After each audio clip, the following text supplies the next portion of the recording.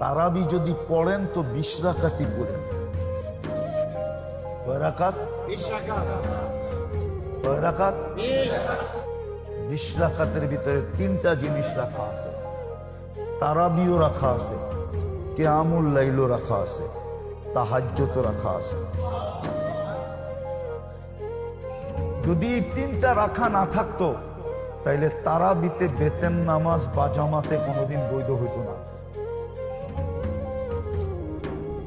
কেননা হাদিসে আছে ইজআলু সালাতাকুম বিতরা, ইজআলু আখিরা সালাতিকুম বিতরা।